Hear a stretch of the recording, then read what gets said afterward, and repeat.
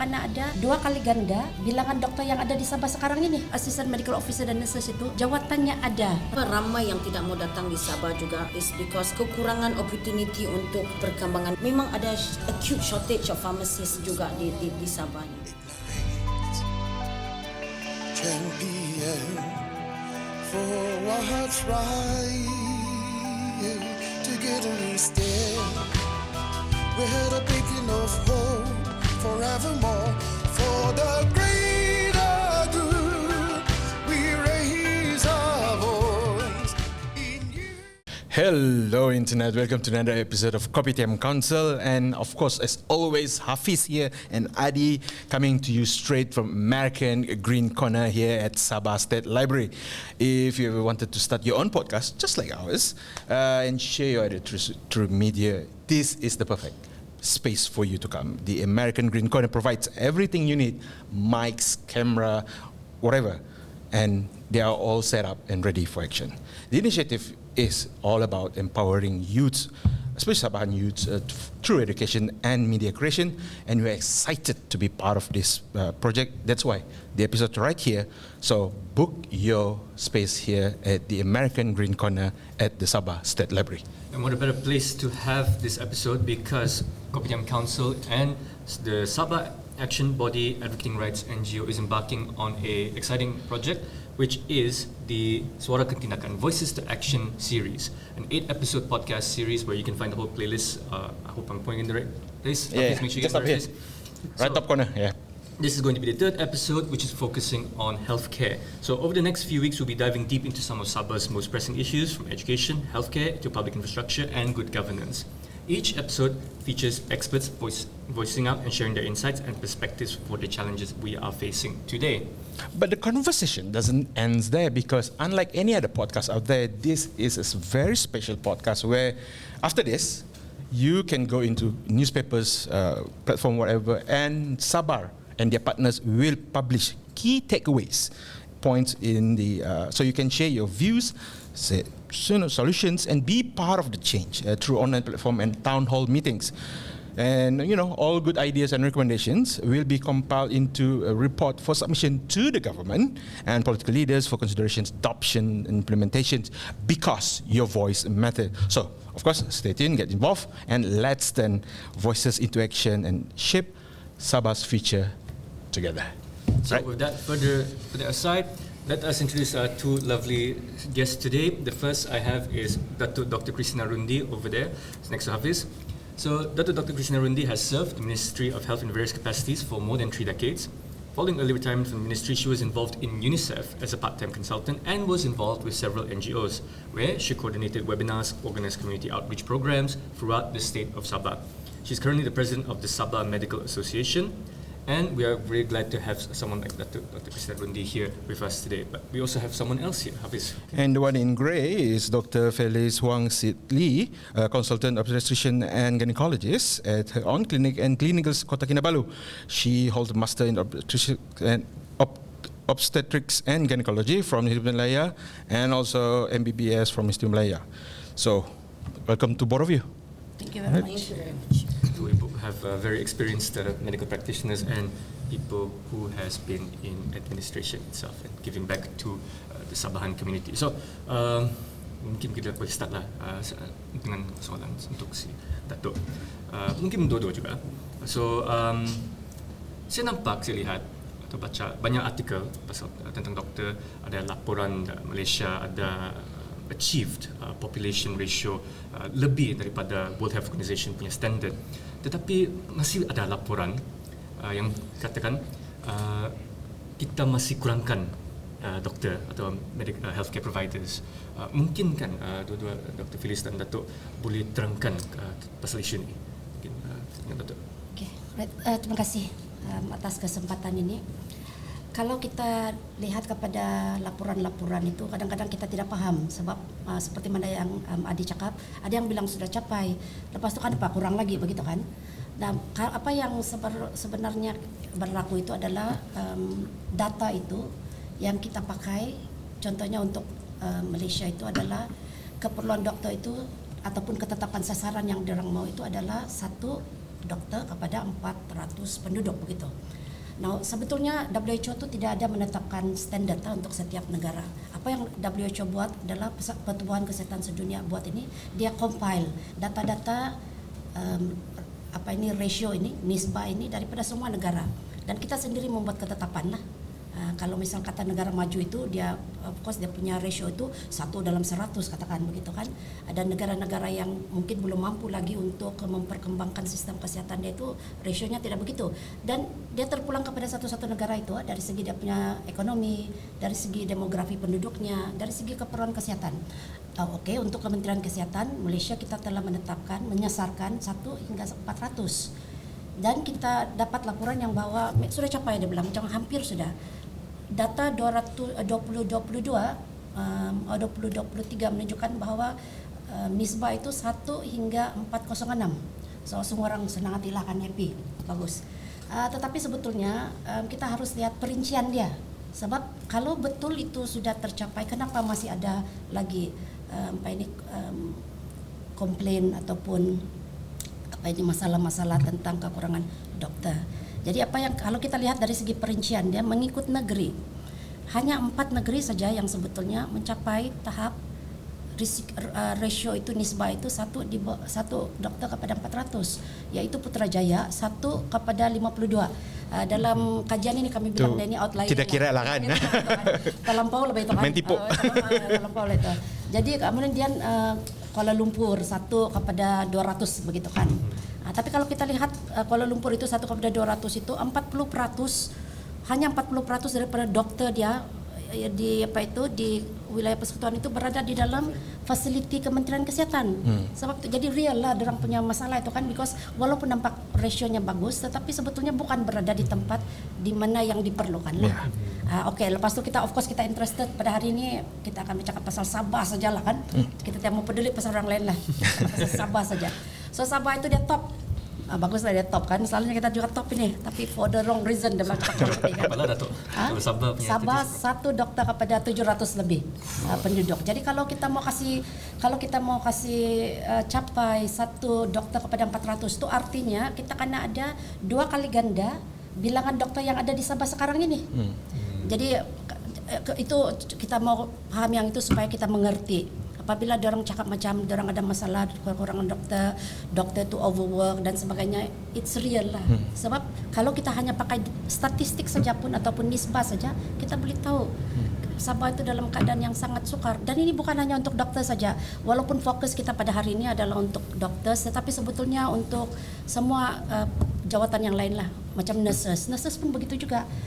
Assistant medical officer pun begitu juga. Cumanya untuk assistant medical officer dan nurses itu jawatannya ada, tetapi bukan di Sabah lah. Sebab itu kita dapati bahwa ramai orang ini bekerja di Semenanjung. Jadi itu dia punya realiti lah. Jadi mungkin perbincangan kita ini melihat kepada kenapa berlakunya unequal distribution inilah di antara negeri-negeri lain di Semenanjung Malaysia dulu dengan Sabah lah. Itu mungkin kita punya konteks pertama kita punya perbincangan. Datuk, soalnya teman daripada situ, ada orang di luar cakap kita ini cukup dokter, cuma dokter pakar yang tidak cukup nih. Betul kah itu? Tidak betul. Kita memang tidak cukup dokter. Dokter pun tidak cukup, apalagi pakar. Apalagi pakar. Itu pakar tuh jangan cerita lah juga kan. Sebab pakar itu dia ikut dia punya kepakaran kan. Tetapi kita perlu dokter. MO pun tidak cukup. Dokter tu MO lah, kita refer kepada MO lah. Okay. So, tambah sikit. Sebenarnya macam di Kota Kinabalu the ratio is 1/400. Tapi macam di Kuamut, di Tongo, di area macam Kalabakan mungkin 1 dalam 3,000 ke 13,000 orang. So the distribution of the doctors tidak balance pak. Ya, itu apabila kita bercerita untuk Sabah sekarang nih. Tadi kita cerita pasal Semenanjung, negeri-negeri Semenanjung dan Sabah.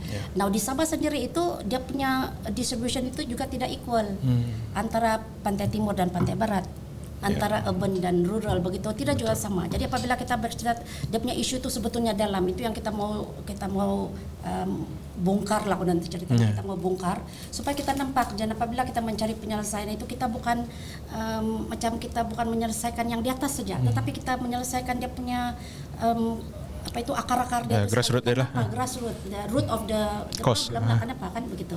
Jangan tanya kenapa tidak cukup dokter, lepas itu tambah dokter. Tetapi dia punya distribution masih juga tidak equal. Betul. Tidak juga boleh menyelesaikan masalah. I want to bring Dr. Felix here.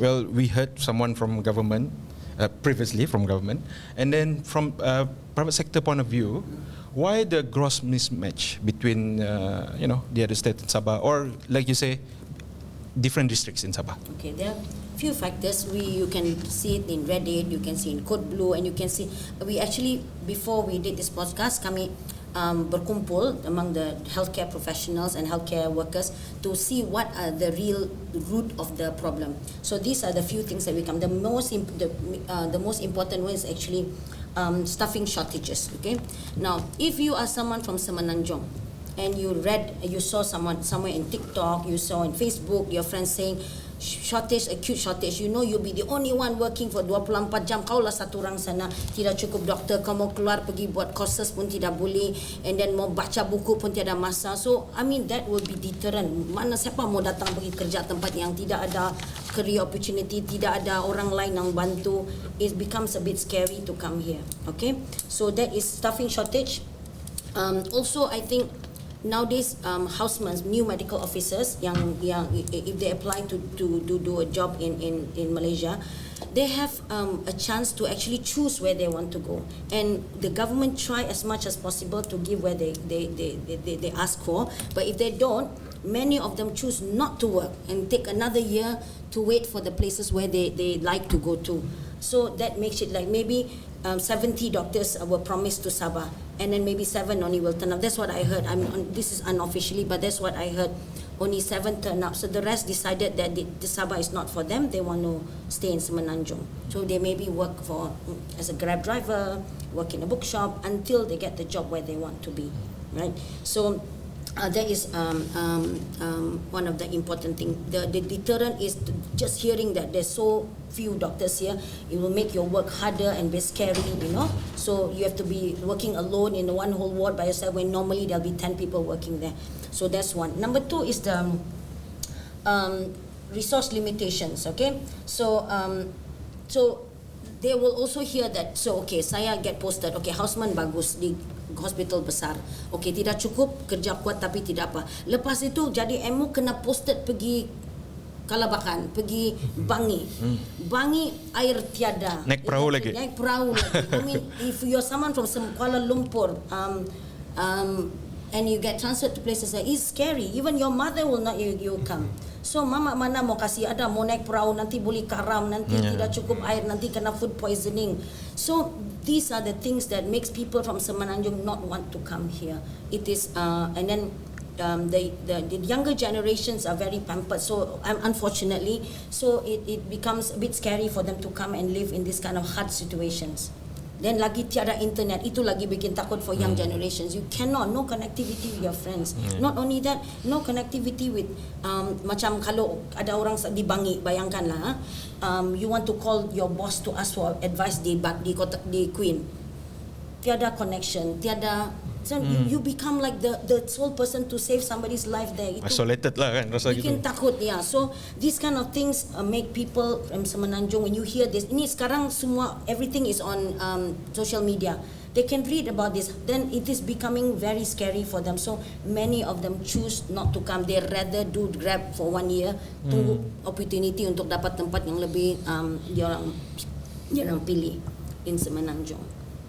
Okay, because here you get posted to Kota Kinabalu, say you Queen Elizabeth, you don't know where you get posted when you MO. Mana tahu di jauh-jauh, so that is a deterrent for them. Okay, picking up on what you said, Doctor, because now that means there's a fundamental issue here in providing a good alternative to work and be posted here di Sabah, right? So, what mungkin Dr. pun boleh chime in juga. How do we allow this to happen? Macam, kenapa kita ada ni satu environment atau ekosistem yang not conducive untuk MO untuk datang sini? Ya, jadi apa yang Dr. Felix cakap itu tentang shortage of doctors itu, kalau cakap kurang kan, ada banyak lubang. Pasal kita punya ratio itu memang kurang pun kan. only for 2 wilayah persekutuan dan 2 negeri saja di Semenanjung yang capai dia punya ratio kalau kita balik kepada yang tadilah nisbah dia itu. Jadi banyak lubang lah sana sini. Jadi apabila ada masalah kekurangan dokter, ambil sini tampal lubang sini, lubang di sana masih ada. Lubang apa paling besar, Datuk? Kekurangan dokter lah dalam hal ini. Janganlah lubang di jalan, bukan itu yang kita cakapkan ya. Jadi apabila ada kekurangan di sini, kita tarik orang di sana pergi tutup di sini kekurangan sebab di sini bising kan. Yeah. Tetapi sebetulnya dia punya fundamental issue yang kami orang cakap itu tadi tidak cukup bah. Jadi kalau kita mau address itu isu, address lah yang ketidakcukupan untuk tempat-tempat yang tertentu itulah, bukan ketidakcukupan satu tempat saja. Tetapi apabila kita buat, no, this is the one that answering to your question. But when we do these things kan, we don't just cover the issue or just address that issue, but we need to look at the total system bah.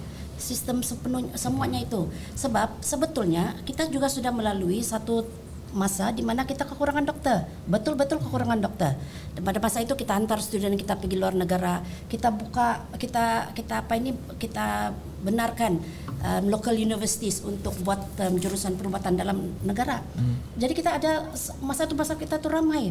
Tidak ada tempat pula mau kasih taruh dorang. Sebab kita tidak ada tempat untuk mereka buat housemanship.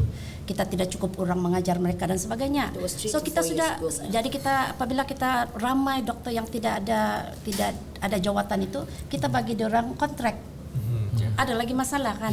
Jadi kita sebetulnya ini satu perjalanan yang kita sudah lalui sebelum ini begitu. Jadi kalau kita mau atasinya, kita address itu yang isu yang begitu. Dan kita sudah belajar daripada pengalaman kita yang lalu, apabila kita tidak cukup dokter, tiba-tiba kita ramai dokter, lepas itu kita tidak dapat memberikan kemudahan untuk mereka bekerja dengan baik, kemudahan untuk tempat tinggal mereka di luar bandar. Durang tidak mau jadi dokter sudah. Ya, kita akan balik lagi kepada satu ketika kurang lagi. Kita kurang lagi. So apa dia punya pengajaran yang kita dapat lah. Sepatutnya kita belajar daripada apa yang sudah berlaku sebelum ini. Dr. Phyllis? Yeah, I agree with that.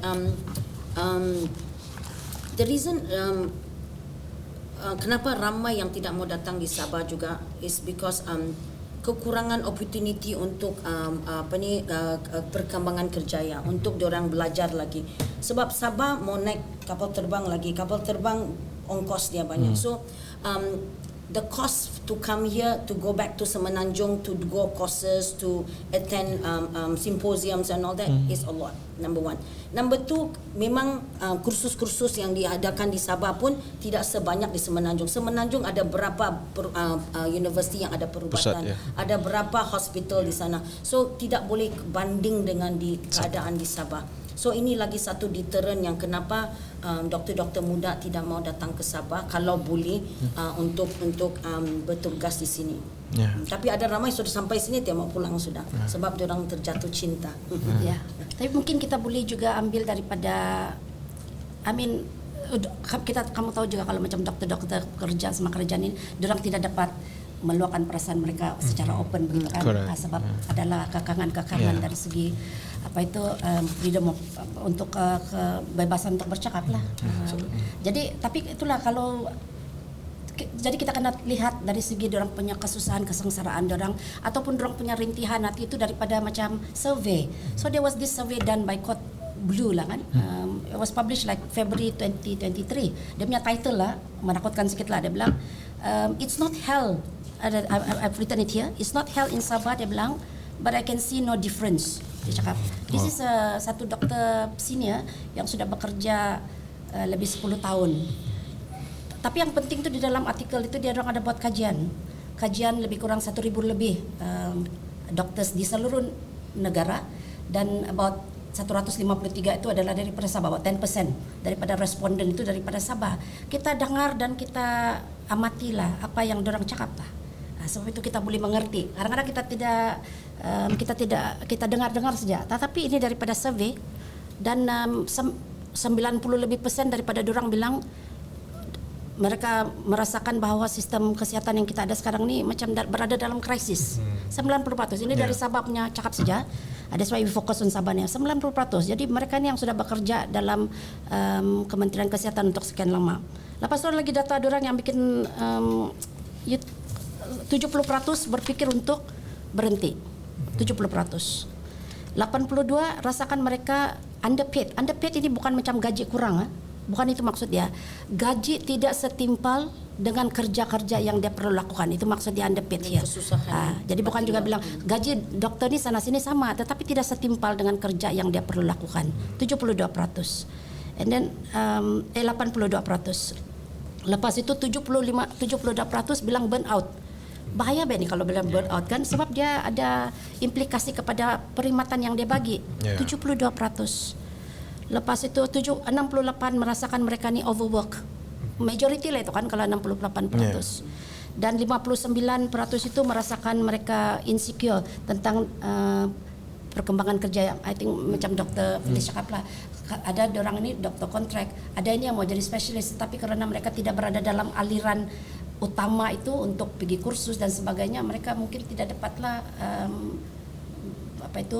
meneruskan usaha mereka untuk menjadi spesialis atau buat kerja-kerja yang stressful punya environment lah untuk. I mean just take this one, jangan lagi lah begitu kan. Kadang-kadang kita mau banyak bukti, tidak payah. Just listen to the unspoken words, bahkan the words between the lines itu kan begitu. It's actually like teruknya, dia bilang begitu itu kan. Nah kalau kamu orang dari Semenanjung kamu nampak begitu, teruk saya tidak mau pergi Sabah, dia bilang begitu kan. Kan kita kenal ramai dokter kan. Betul. We know how they are like. We know it's very stressful untuk orang kan. Okay, so dengan itu, that means kan, saya boleh lihat ada isu bila jalan tengah, which is the transition macam doktor dia study practical semua, tapi lepas tu transition kepada betul-betul berikan perkhidmatan kan. So that means tidak support, tidak macam tidak guidance, tidak pertolongan atau support untuk semua ni doktor-doktor kan. Adakah macam because saya mau bandingkan dengan Sarawak ada set up Kementerian Kesihatan Awam kan, so that kesihatan tu ada localized lah. What about Sabah? Because macam masuk sini pas tiada apa-apa, nak train macam bilang training, ada kena pergi ke KL tapi tak berikan di sini. So, apa pandangan Datuk? Okay, saya secara terus terang lah, mungkin kalau kita betul-betul mau lihat kepada penyelesaian itu, dia perlukan satu sesi lagi lah tersendiri. Karena kalau tidak kita hanya akan bercakap sedikit-sedikit. Tapi apa yang saya mau cakap di sini yang mungkin ada kaitan itu adalah medical inilah dan juga perjawatan dan sebagainya. Kalau kita lihat ini sekarang ni di bawah program ini kan, di bawah Sabar ini, sebetulnya medical ini adalah di bawah federal. Begitu, di bawah federal lah. Jadi walaupun macam Sarawak tu ada Ministry of Public Health itu kan, tetapi sebetulnya isu-isu yang berkaitan dengan federal, hospital ini, doctors dan sebagainya itu adalah satu yang di bawah kuasa federal. Sebab tu kebanyakan macam contohnya, ramai orang cakap macam kenapa kamu orang tidak minta doktor? Jabatan di sini dia minta untuk jawatan-jawatan itu, tetapi semua itu dibincangkan di peringkat Kementerian Kesihatan. Dan Kementerian Kesihatan itu bukan yang meluluskan jawatan Jabatan Perkhidmatan Awam. Jadi lepas Jabatan Perkhidmatan Awam tentunya ada dia punya perbincangan dengan Ministry of Finance and things like that lah, melihat kepada keadaan ekonomi negara dan sebagainya. Jadi tetapi apapun itu sesuatu yang mesti diorang ambil berat lah, maksudnya like macam kita cakap tadi lah kan, apa yang kita cuba di dalam sesi-sesi kita ini adalah untuk membawa suara-suara daripada mereka yang betul-betul terkesan lah, atau mereka yang berada di dalam sistem itu, supaya kita boleh melihat kepada suara-suara ini dan kita mengambil tindakan. I think that's the basis of kita punya logo inilah, suara kepada tindakan. Dr. Felice, dari tadi kita cakap soal doktor kan, but also another huge backbone of healthcare is nurses. So kalau macam doktor kurang ke apa, would it affect any other like macam nurses ke medical officer yang lain juga? Yeah, sure, definitely. Di Sabah kita ada kekurangan nurses sekarang. Dr. Christina bilang pejawatan ada tapi tidak ada masih kosong. Okey. Sebab sekarang lagi ramai macam juga doktor, nurses yang keluar negara untuk cari greener pastures. So better pay. Middle East lah ni kan. Mostly better pay lah ya. So because definitely significant difference in payment kalau kerja di Singapore, kerja di Middle East, kerja di tempat-tempat yang begitu, dia punya difference in pay like macam 3-4 kali ganda. Wow. You know, so people go there to untuk cari nasib lah better. See di sini maybe kerja dekat family tetapi dia punya income not as much as kalau dia orang keluar negara. So memang ada kekurangan. Pharmacist sama. Tengok berapa banyak farmasi baru yang dibuka, all the chain pharmacy. So beberapa distrik di Sabah sangat kekurangan farmasi. Semua ni kerja dengan Alpro, big pharmacy, semua tu. Jadi memang ada acute shortage of pharmacists juga di Sabah ni. So bukan saja di doktor, I think pharmacist, I think banyak kes lain yang tidak cukup juga, yang lain-lain yang allied health personnel macam physiotherapist, macam psychologist, begitulah di Sabah, bukan saja in medicine. And all this we have to address lah, because this is getting macam the critical sudah lah certain areas. Datuk? Ya, nurses kalau tiada nurses itu, kalau orang tutup kedai, tutup adalah klinik ya. So dia punya nurses tu like betul jugalah. I think there was one statement by kita punya exco minister menyatakan bahawa kekurangan ini disebabkan brain lah. Nurses itu dia macam looking for greener pastures begitu. Kita tidak boleh salahkan orang lah apabila ada orang pergi mencari kehidupan yang lebih baik, itu it's dia Pilihan masing-masing lah. Tetapi yang kita mau tahu itu macam kalau misal kata keadaan bekerja di sini itu bagus, adakah kamu juga mau pergi begitu kan? Sebab kadang-kadang itulah ada punya cerita underpaid itu bahkan. Underpaid itu bukan macam gaji dia rendah saja, tapi tidak setimpal bah. Itu dia punya maksud kadang-kadang underpaid itu. So macam contohnya assistant medical officer, orang tidak kenal ini mungkin. Assistant medical officer ini dulu kita bilang dresser. Dia actually very essential. Kalau untuk Sabah itu adalah satu kumpulan penjawat awam yang sangat important. Kadang-kadang kita dengar cerita macam, oh saya akan rawat oleh asisten medical dresser, dia bilang, doktor tiada, dia bilang, but you know dulu-dulu memang dresser ni yang masa kita tidak cukup doktor, memang kita perlu dresser. Now dia punya masalah itu kalau kita lihat ini detail ini mungkin tidak adalah tertulis di mana-mana, tapi ramai kita punya orang yang dresser ni, asisten medical officer ni bekerja di Semenanjung. Ramai kita punya nurse ini bekerja di Semenanjung. Patut kita tanya kenapa ada orang di sana, sedangkan mereka ni diperlukan di sini. Artinya bukan kita tiada orang, ada juga kita punya orang-orang tu, tetapi bukan orang tidak bekerja di sini karena tidak ada jawatan kosong di sini.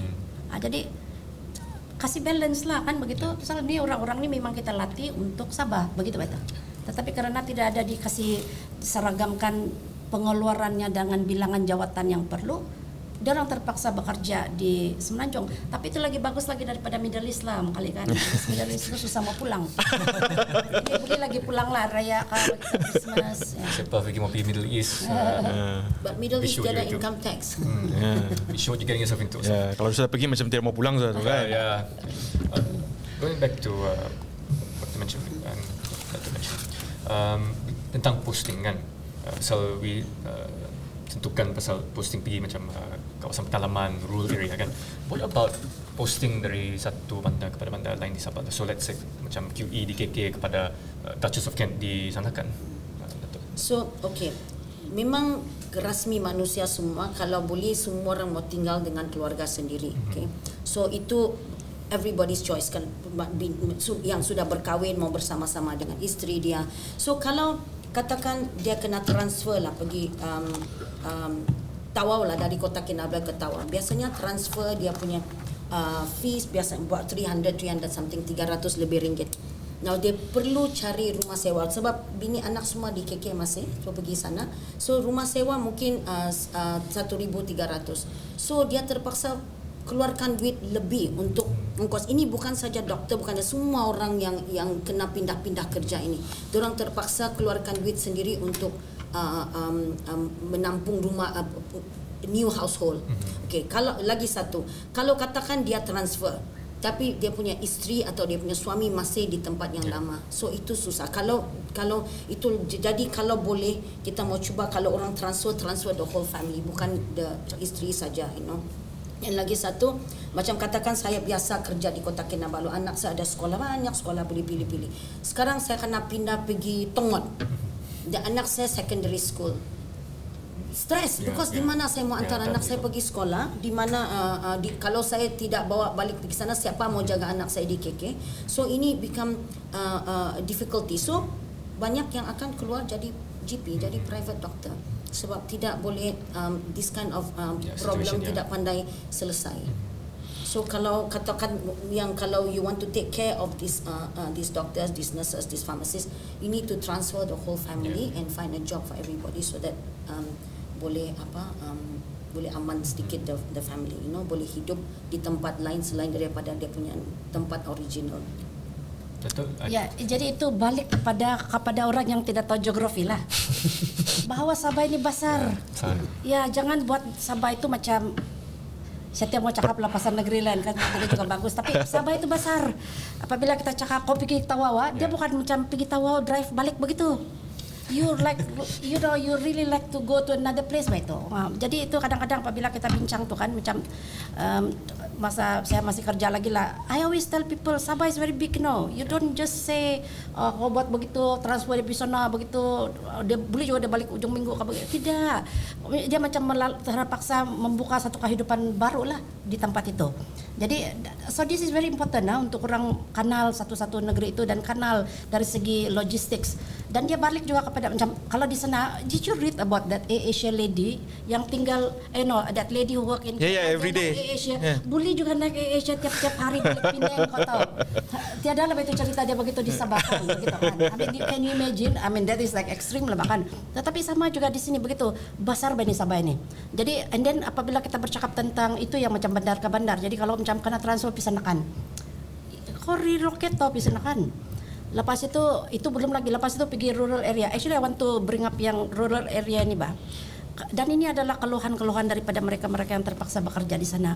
Jangan kita ingat yang jalan-jalan ini kadar listrik, internet connectivity itu hanya macam satu masalah saja, Bah. Tetapi dia itu adalah satu deterrent untuk orang bertugas di satu-satu tempat tuh. Karena orang yang bertugas sana itu bukan daripada sana tuh. Dia sudah biasa tempat yang macam adalah kemudahan-kemudahan ini, dan kita mau kasih pindah dia satu tempat yang tidak ada kemudahan ini. So there is a big macam stres betul kan, berpindah begitu. Tapi kalau macam daripada yang kau kaya kepada lebih kaya, maka tidak berapa tidak berapa masalah kan. Tapi daripada ada kepada kurang, begitu big change. So all this kita mesti mau factor in. Jadi maksudnya itu kan kasih bagus lah itu infrastructure di kawasan-kawasan bandar, sistem perhubungan, connectivity, air dan listrik, kasih bagus lah itu kan. Then that doesn't become dorang punya alasan untuk tidak mau bekerja di kawasan luar bandar, begitu kan? Jadi Datuk cakap pasal infrastructure kan. Ada ni artikel Deputy Health Minister ni, dia cakap 160 klinik sudah daif, 21 diroboh dan dibina di Sabah. Boleh Datuk komen? Betul, Datuk. Saya mau sebutkan kepada rakan semua ini. Siapa yang tak tahu, Sabah ini dia punya saiz lebih kurang separuh kepada seluruh semenanjung Malaysia. So perspektif dah lah. Itu perspektif. So gabung semua half of Melaya, that is Sabah punya saiz. Tapi Melaya dapat how many percent untuk resources semua. Memang sangat Before we talk about yang ini yang daif ni, yang klinik kesihatan, I also like to say is actually like she said, gaji tidak setimpal kerja. Okay, macam you imagine saya kerja di Kuamut, okay, Kuamut. Biasanya doktor yang kerja tempat-tempat yang susah, yang paling tempat susah yang memang hidup susah, Kuamut the maximum dia dapat 1,500 lah. Tapi kalau dia tinggal sana, katakan dia tinggal sana, dia mau keluar pergi KK untuk kursus, untuk naik dia punya boat, untuk keluar pergi bandar, the boat about RM500 dia mau sewa. Lepas tu sampai mana mau naik lagi kereta untuk keluar pergi KK. So imagine how much the person, the doctor, the nurse, the whoever yang pharmacist yang kerja ni, setiap kali dia mau keluar untuk katakan benda untuk belajar lah, untuk jadi better person, untuk career progression. they will have to spend so much money. Not only that, imagine lagi kalau katakan saya di Bangi mau naik ferry turun, saya mengandung, saya ada masalah, saya doktor di sana, saya adalah satunya doktor di sana yang jaga semua orang, saya mengandung, tiada air, tiada connectivity susah, transport pun susah. Can you imagine kalau kata hujan kuat ke apa, the ferry cannot. So just imagine the difficulty in the nurses, the doctors, the pharmacists, whoever live in all these places. So allowance hidup susah tidak cukup, because it not only dorang pasal economics, but pasal bertarung nyawa actually to work in these places. So the sacrifice is so much. So I think we have to reward this kind of thing. We have to find a way to make life easier for them. Better ferry ka, better road ka, better connectivity, you know. So itulah satunya. I think that's very very important untuk kita punya orang-orang yang kerja di district di rural areas. Saya mau kasih tahu sebenarnya, I don't plan to share this one, tapi macam terpanggil lah untuk berkongsi. Share. Lah. You know, ini pasal ada orang hidup susah mungkin untuk dia punya keperluan sendiri. Tetapi you know, ini cerita betul lah. Mereka-mereka yang bekerja di kawasan luar bandar, apabila tidak ada pengangkutan, ini staff kalau mau refer patient pergi klinik, penduduk itu pun tiada duit juga bah. Yang mau kena refer itu pun tiada duit juga. Ini staff kita, ini staff kesehatan di klinik luar bandar, durang kumpul-kumpul duit bayar tahu itu. Ini kamu orang tidak dengar lah di mana-mana sebab tiada orang mencanang dia kan. Tetapi I want to put the record. Jadi artinya diorang pun mengenal pasti diorang ini sama-sama susah juga Pak. But the things that they do itu beyond diorang punya, yang lebih daripada yang diharapkan daripada mereka lah maksudnya kan. Sebab mereka sama-sama merasakan kesusahan itu. Ramai itu yang tukang bayar, dan kalau ini transport daripada kawasan luar bandar ini bukan macam RM1, RM2 kan. Ratus habis catat tu kereta kan. Tiada duit begitu. Jadi banyak dia punya kesusahan. Mereka yang tinggal di luar bandar itu bukan hanya mengurus kehidupan dia, tetapi juga membantulah mereka-mereka yang susah yang datang kepada mereka. So that one I think let it be out there lah kan.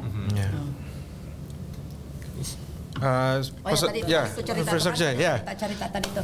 Okay, so this article that says 160 clinics. Kita ada, I think dia pakai health facility mungkin. Kita ada 300 lebih klinik di seluruh negeri Sabah. Kita ada 300 lebih ya. Dan kalau itu orang, actually saya mau coba mengajar orang untuk melihat daripada statistik tu apa yang harus dibaca bah. Okay. Jangan macam bagus dia bilang begitu kan. Ada sudah 21 klinik mau dia kena buat begitu. Jangan begitu. Dengar yang 160 daif. Dan 160 daif itu adalah daripada 300 lebih klinik yang ada. Artinya dekat separuh. Klinik di Sabah ini daif begitu kan. So kau pun macam patutlah dorang ni komplain lah begitu kan. Banyaklah komplain itu kan, macam fasiliti tiada, ruang dia kecil, sempit, tempat menunggu dada begitu kan. And can I just share one more story ni kan? Always. Just to put it out there lah. I just put it out there. Kita punya orang Sabah ini, kenapa orang Sabah ini unik lah. Dan karena keunikan dia itu juga dia sangsara. Kita cakap begitulah kan. So klinik kesehatan Telupit terbakar many years ago, like more than 10 years ago.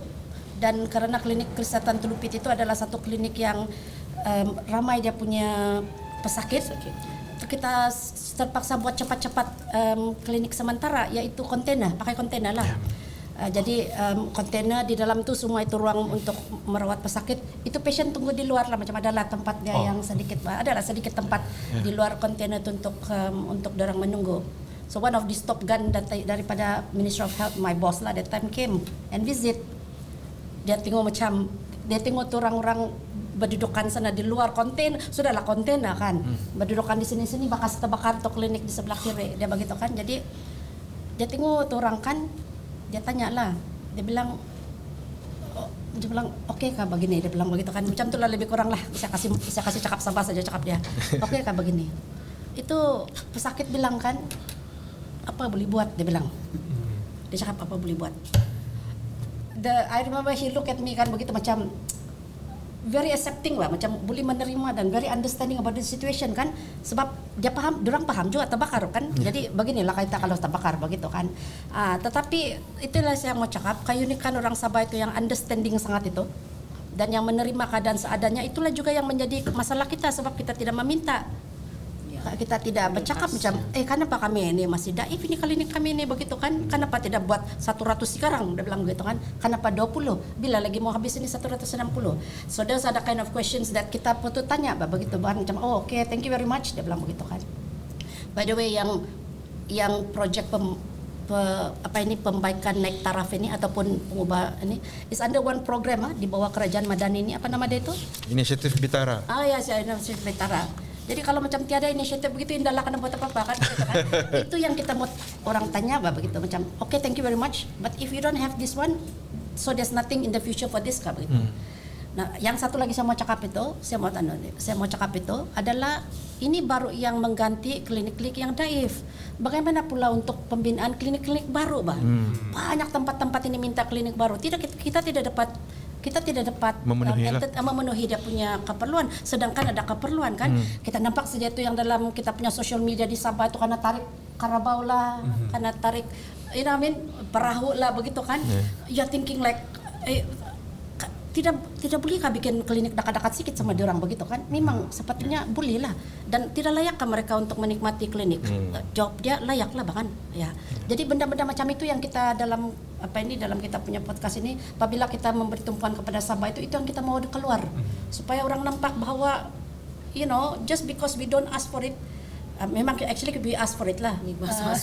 Actually we ask for it lah. Just because we don't bang the table begitu kan? Just because we don't bang the table or we do demonstrasi, the doctors pergi buat dong panggil tu macam piket itu yang dorang buat tunjuk perasaan. Hanya karena kita tidak buat begitu, jangan tidak bagilah apa yang diperlukan begitu bahkan. Jangan sampai tahap begitu bahkan. Sampai tahap begitu, yes. Okay. Itu yang saya mau cakap lah. Ya, Dr. Phyllis? Ya, sedikit ya. The situation, I think orang tidak faham yang situasi di Sabah dan di Semenanjung tidak sama, sangat jauh beza. Jadi orang cannot imagine kenapa doktor di Sabah selalu komplain saja ni. Orang tidak pernah kerja di tempat-tempat begini di mana you feel so bad for your patient, sebab kamu mau katakan macam dia, kalau mau transport patient pun susah. Kadang-kadang ada doktor yang drive sendiri kereta sebab tidak ada transport untuk bawa patient ke bandar. Itu orang cannot imagine ada tempat-tempat yang kereta tidak boleh sampai, mau pikul patient keluar untuk pergi jumpa di klinik. So ini jadi we hope and we pray that with this podcast more attention is brought to our state, that this is so not the same as Semenanjung, so very not the same, and the way to tackle is also not the same. So we hope the powers that be will take initiative to make life better for our people in Sabah, whether all people, everyone in Sabah. Ya, bayangkanlah, let's say woman mau beranakan di betul yang dulu kena jalan kaki 5 jam, naik boat, baru pergi pada time dia sampai bandar. This I have a doctor friend, example lah, dia punya sistem that time, sekarang bagus sudah, Terian Buayan ada jalan raya sudah, that time no road. So sebab dia 36 minggu mengandung, dia terpaksa jalan lebih kurang 8 jam untuk keluar daripada Terian Buayan untuk sampai Inobong sana sebelum ada kereta. She terberanak, keluar saja tidak lama terberanak, because is the reason why dia orang keluar awal sebab ada masalah darah tinggi, kencing. Jadi biasanya kalau ada high risk pregnancy, nurse akan suruh pergi bandar untuk beranak. Itu lagi satu, begitu jauh mau cari tempat tinggal, kalau tiada duit di mana mau tinggal di bandar kalau mau tunggu beranak. So a lot of logistical problems. So you worried about transport, you worry about connectivity, you worry about tempat tinggal orang dari pedalaman pergi bandar sebab people are poor. Many of the rural people are poor. Some people in Semenanjung cannot imagine this happening. People walking so far just to see a doctor, a nurse, a doctor, anybody, any healthcare professional. That's why kalau sakit pinggang, tidak payahlah pergi jumpa fisioterapis, tahan saja sampai mati, because it's too difficult to go to town. Balik pada Datuk, dengan kita ada masa yang berapa lama ni, mungkin apakah guideline mungkin untuk kita build kita punya health clinics ni yang according to you lah, from your experience. Actually jadi kalau facility itu dia ada guide lah, macam okey lah katakan klinik desa. maybe between 1,000 to 2,000 population boleh buat klinik desa lah Satu. begitu dia punya. Satu lah. Tapi kadang-kadang 500 pun di Sabah ini kita buat sebab dia di pulau. Betul. You know what I mean? Kalau untuk klinik kesehatan itu beberapa ribu lah, katakan 7,000 ke 10,000 ke buat satu klinik kesehatan dia bilang begitu. Tapi itu tidak juga applicable lah di Sabah sebab kita punya penduduk ni bukan berkumpul kan. Yeah. Jadi sometimes kita kena tengok juga dan itu senang on paper senang mau cakap. And then tapi apa yang and then hospital tidak cukup bed. Kenapa itu menunggu 5 jam dia bilang belum masuk ward lagi dia bilang begitu. Tidak cukup bed dia bilang begitu. Itu pun ada juga dia punya ratio lah. Dan dia juga melihat kepada kependudukan dia. Cuma maksud saya ni senang mau tulis begini kan. Saya perlu 7,000 dokter dia bilang begitu. Nah, and then kalau kita calculate macam bed actually bed ni ada calculation. Contohnya Malaysia punya kemauan itu macam setiap 1,000 penduduk itu ada 2 bed lah. Okay. 1,000 penduduk. Jadi macam kita 3.4 juta, 3.5 juta begitulah kan. Dan unit maybe 3.4 itu kalau bagi kali 2 7,000 lah begitu kan. 7,000 katil lah sebab dua katil untuk 1,000 penduduk. Tetapi yang ada sekarang ni di Sabah ni macam 5,000. So you can imagine 2,000 lagi tu short. Sebab tu tidak cukup katil dan sebagainya kan. Jadi benda-benda semua itu sebetulnya yang buat perancangan ini tahu. Cuma apabila kita mau minta, mau tambah katil, sebab katil tidak cukup. Dan kita juga kena lihat dari segi dia punya macam keperluan, macam di mana mau taruh bang. Sebab kita ada hospital rujukan, begitu kan. Jadi contohnya untuk KK ni, kita tidak boleh kira 2 katil untuk 1,000 penduduk, sebab dia bukan untuk penduduk KK saja. Dia untuk penduduk Penampang, penduduk Papar, dia bilang begitu. Jadi dia punya ratio tu mengkali bukan 2,000 untuk 1,000 kan. Ataupun kita mengambil kira penduduk KK itu lebih daripada 500,000 juta. Okay, actually saya mau cakap pasal Kota Marudu lah sebab senang sikit Kota Marudu. Penduduk dia macam 100,000 lah begitu kan. Lebih 99,000 lah, 100,000. Sekarang dia ada macam 97 katil saja. Actually tidak cukup lah. Dia perlu 200 katil betul. Sebab tu susah. Begitu kan. Kalau kita buat perancangan ini, jadi inilah semua guide saja. Ratio nisbah ini memang ada, tetapi dia akan bergantung kepada sama ada hospital itu menjadi hospital rujukan. Kalau hospital rujukan perlu lebih katil lah kan, sebab dia hospital rujukan. Dan kalau klinik itu janganlah terlampau kira macam mesti ada 7,000, 5,000 penduduk. Kalau dia memang tersisih begitu. 2-3 ribu pun dia layak untuk satu klinik kan begitu. Jadi sebetulnya di Sabah ini perlu banyak klinik. Dan apabila kita memilih untuk klinik itu di Sabah ini kita sudah buat perubahan dulu lah waktu dulu kalau macam klinik desa itu untuk jurawat saja. Tetapi sekarang kita mau letak dokter begitu kan. Jadi dia punya konsep pembinaan klinik, jenis klinik itu sepatutnya melihat kepada keperluan kesihatan satu-satu tempat itu. Jadi jangan kita letak macam asal-asal ada kan begitu, tetapi dia tidak memenuhi keperluan dia untuk satu-satu tempat itu. Mungkin soalan akhir saya lah, apa pandangan dua-dua tentang sukarelawan, like volunteer yang turun pergi macam kawasan pintas yang betul-betul ulu-ulu yang susah mau masuk untuk ajarkan community sana macam mana basic punya healthcare techniques lah. Apa pandangan Datuk dan Doktor? Pasal ini memang isu connectivity kan untuk masuk memang susah. So that means adakah we must empower sekarang perkasakan community di dalam untuk jaga sendiri juga. I laud the effort for all these NGOs, all the communities, all the syarikats yang pergi buat community service macam ini. Tetapi this is not long term solution, bukan untuk masa panjang, untuk sekarang-sekarang saja. And then satu kali tengok tidak ada kebanyakannya tidak ada follow up lah ya. Katakan saya ada darah tinggi, saya ada sakit jantung atau saya ada masalah buah pinggang, pergi sana bagi Panadol, bagi yang basic. Berapa banyak ubat juga kita boleh bawa, apa juga jenis kepakaran kita boleh buat untuk yang visit kita buat sebulan sekali. So that is not a long term answer. Yang perlu ada proper klinik kesihatan yang ada doktor yang boleh follow up masyarakat begini. Tidak yang ini untuk supplementary untuk masa ini sebab memang kita kekurangan. Jadi untuk a humanitarian ground. It is very brilliant. It is lauded, is very appreciated, but it is not long term. We cannot harap barang yang visit bulan macam ini untuk long term. So this is my thought on that. But it is really at the moment it is important. It is useful, and it is the people, I'm sure, are very grateful for that. Yeah. So actually apa yang aku cakap itu bukan sesuatu yang kita tidak pernah buat. So kita ada apa yang kita panggil traditional birth attendance. Dulu waktu kita tidak cukup orang nurse untuk mengandalkan kelahiran, ataupun penduduk itu lebih suka pergi bidan kampung. Dia suka dia tidak mau pergi hospital, dia suka bidan kampung.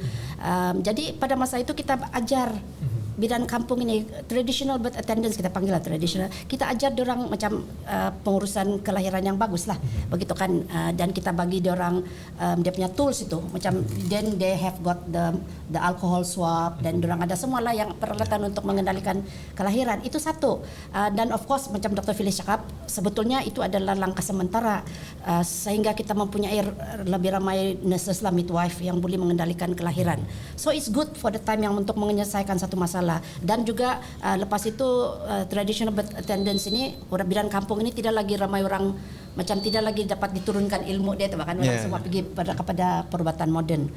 Yang keduanya, yang ini saya mau cakap, mungkin orang tidak tahu apa yang kita panggil SPKA ya, Sukarelawan Penjagaan Kesihatan Asas untuk Malaria.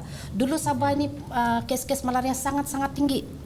Dan kita punya staff itu, petugas kesehatan itu tidak dapatlah berada di kampung kan, karena kejadian ini semua jangkitan ini berlaku di kampung. Dia orang tidak dapat berada di sana, dan memang mereka train apa yang dipanggil volunteers, public health volunteers, itu kan public health volunteers ataupun SPKA lah, itu memang famous.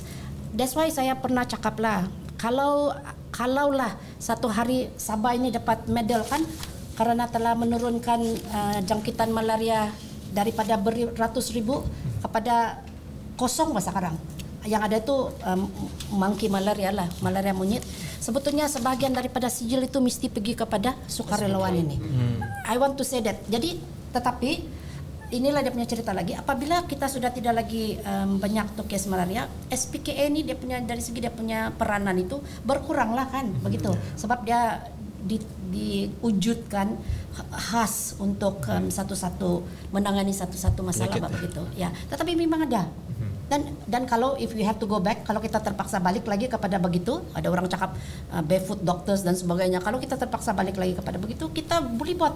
Tetapi seperti yang saya cakap, itu adalah sebagai satu interim sajalah, satu langkah sementara. Jadi ramai juga yang saya tahu lah, macam Sabah punya Malaysia Red Crescent Society ini, dorang pun ada volunteers di kampung-kampung, di tempat di mana dorang beroperasi. Mereka train orang-orang di sana untuk first aid kit, very simple CPR, basic. and memang bagus. And this is what we should do. Actually, apabila kita membuat penguasaan kepada sistem itu, satu daripada elemen yang mesti dimasukkan itu adalah peranan sendiri ataupun peranan tanggung jawab masing-masing lah, begitu kan, as part of. Jadi artinya bukan hanya berharap kepada Kementerian Kesehatan untuk memberikan perkhidmatan kesehatan, tetapi bagaimana sendiri menjaga kesehatan sendiri lah, begitu, supaya, and it's all part of dia punya sistem itu. Dia orang bukan tak keluar daripada sistem. Mungkin untuk yang terakhir, sebab kita ada limited time sini, apakah macam hope ataupun aspiration daripada Datuk dan Doktor lah mengenai healthcare di Sabah? Datuk.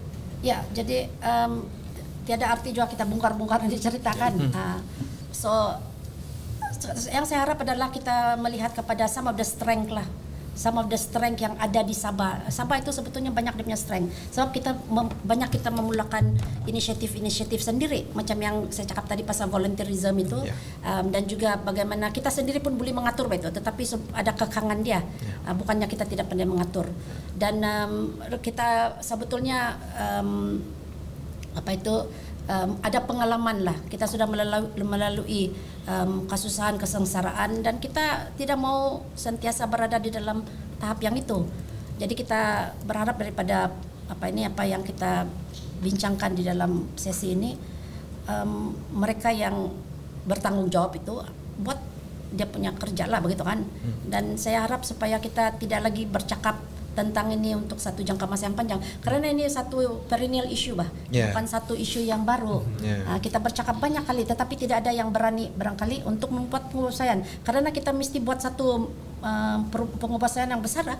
Sebab ini adalah satu masalah yang sudah akar dia dalam, jadi caranya adalah untuk membongkar akar dia itu sudah tebal itu, membongkar begitu kan, dan kita tanam balik lah, kita mula balik, dan kita buat impian bahwa apa yang kita panggil sebagai equity itu, kita cakap pasal equity tahu dalam kesihatan ini, bukan equality ya, artinya saya kasih kau 10 Sabah pun dapat 10 bukan nah.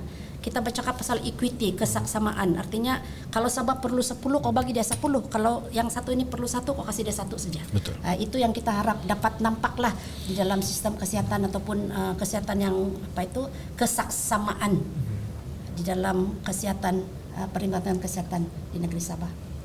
Doktor? Okay, saya berharap ada beberapa perkara yang saya harap boleh berlaku. Number one ialah supaya rakyat di Sabah ni jangan terlampau macam baik hati, kalau memang tiada cakap, tiada buat make noise, bersuara supaya orang tahu yang kita tiada. Jadi kadang-kadang kalau memang rasmi macam ni, di mana tempat yang banyak bising-bising sana yang kena atur dulu sebab bising kan. Jadi kita semua mesti bising untuk barang yang bagus, barang yang penting, barang supaya Sabah maju, orang Sabah sihat. So number one, saya berharaplah orang-orang Sabah lebih banyak bersuara untuk minta apa yang patut untuk mereka dapat sebagai seorang Malaysia. Number dua, saya berharap supaya pihak Kementerian Kesihatan yang seperti Dr. Krishna cakap, yang memandang berat pasal equity, bukan pasal kesaksamaan yang kita saya bagi Kuala Lumpur 5, saya mesti kasih kamu 5. No. Sabah unik, tidak sama dengan Semenanjung. So saya berharap Kementerian Kesihatan dapat pay attention to this fact that there is not the same, and bagi apa Sabah yang apa yang Sabah perlu bagi kepada Sabah. Nombor 3, saya berharap powers that be, politician, menteri-menteri semua ini, the powers that be in Sabah, buka mata, buka telinga, dengar apa-apa keluhan-keluhan orang-orang kampung, orang-orang luar bandar, dalam bandar, di mana-mana di Sabah, supaya boleh bantu betul-betul orang Sabah. Yang saya berharap selepas PRU yang berikut ni adalah perubahan yang positif untuk menangani proses yang sudah problem yang sudah lama ini, macam tidak pandai siap-siap, tidak pandai habis-habis. So we need powers that be that can really pay attention to that, because Sabah sehat, everything will be okay. Kalau tidak sehat, macam mana mau jadi anak, mau besarkan anak-anak kalau tidak sehat. So we need healthy Sabahans, we need happy Sabahans to make a better Sabah. So powers that be, very important. This is a very important thing. So please pay attention to the healthcare system of Sabah. Setuju tu doktor, especially bila mau buat bising, suara adalah tindakan. Yes. So Hafiz, banyak dia bincang apa. Adi, to be honest, this is one of the topics yang kalau kita duduk satu hari pun di sini harusnya tidak habis juga lah kan, doktor. So, tapi kita ada masa yang limited. Harap-harap apa yang kita dapat garapkan dalam sesi kali ini didengari oleh semua dan difahami oleh semua lah, because yang kita ada ni pun bukan calang orang. Inilah orang-orang yang di frontliners, di depan, yang berhadapan dengan isu-isu ini heads on, dan dorang sini express dorang punya komen dan semua, dan siapa yang menonton ni harap-harap lakukan voices to action kan. Exactly. So dengan itu that concludes our episode di sini di American Green Corner. Ini episod ketiga dalam kolaborasi dengan Sabar. Projek namanya Suarakan Tindakan, Voices to Action. So upcoming kita pun ada episode 4, ada pun tentang pasal kesihatan. So look forward to that. And before that, if you like a short form of content, you can go to TikTok and Instagram of Kopitiam Council. And if you're seeing this on YouTube, please subscribe, comment down below. What do you think about comment made by Dr. Feliz and Dato' Christina just now?